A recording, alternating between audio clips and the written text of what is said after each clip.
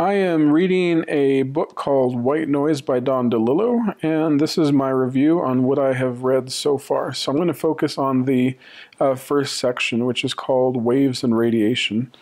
In this section, we're introduced to a whole host of characters, a town called Blacksmith, and all the people that live in it, and definitely some very fascinating people.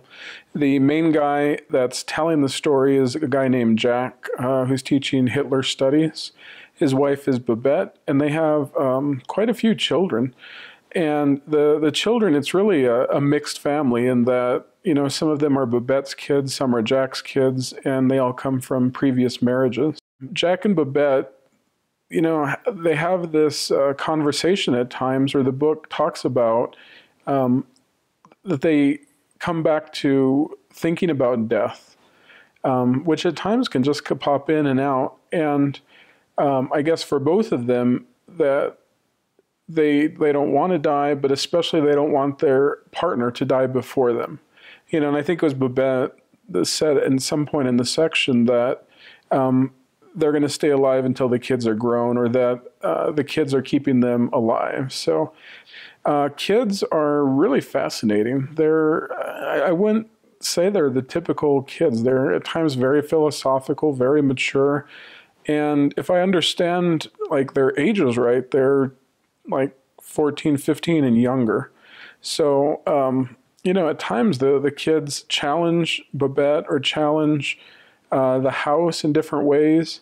Some of their activities are definitely, you know, age appropriate. It's what typical kids do, but their language is definitely older. So, you know, definitely very fascinating. Anyway, some of the other characters that we meet, Murray, really interesting guy. Jury's still out on him for me. I'm not quite sure how to sum him up. I find him a little bit creepy at times, which is kind of weird. There's definitely a bunch of minor characters, but one of the characters that comes to mind is a guy named Eric Massengale, who interacts with Jack. And it's fascinating. I just want to bring him up because he says something really, I guess in the context of the story, really, really small, but it leads to like a big reaction. And I just want to read this quote. I wrote it down, and the quote is, he tells Jack, and again, to put this in the context of the story real quick, is he sees Jack outside of his teacher garb. So I guess Jack's in plain clothing, sunglasses, etc. But Eric tells Jack, this is the quote, "You're a big, harmless, aging, indistinct sort of guy." And I guess what's interesting about this is it leads to like this big reaction by Jack, not in words. The story doesn't even tell about his feelings, but Jack goes on this major shopping spree.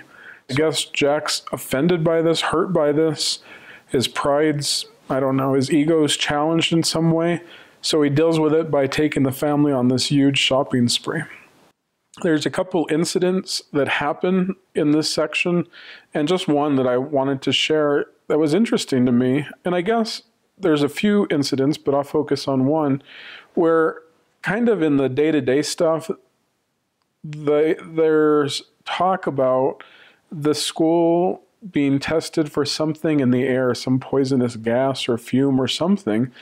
And to me, again, this is really significant, but yet kind of the people that we're reading about just kind of go about their day-to-day business. So it's really odd. And there's a few, again, incidents where that happens, where there's something that I would think is kind of alarming, or where people should pause and focus on this issue, but yet the characters in the book just kind of go about their day-to-day business. So, and I guess the last part is, again, the title of the section is called Waves and Radiation, which I believe comes from maybe Murray says that he sees television as waves and radiation, which I guess is where we also get the whole idea of white noise, the title of the book, that that the TV, the waves and radiation, it's kind of always on in the background in the story.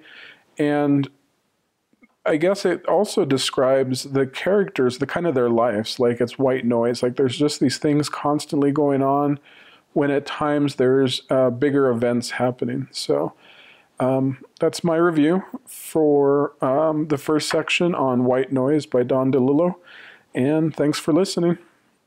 Bye.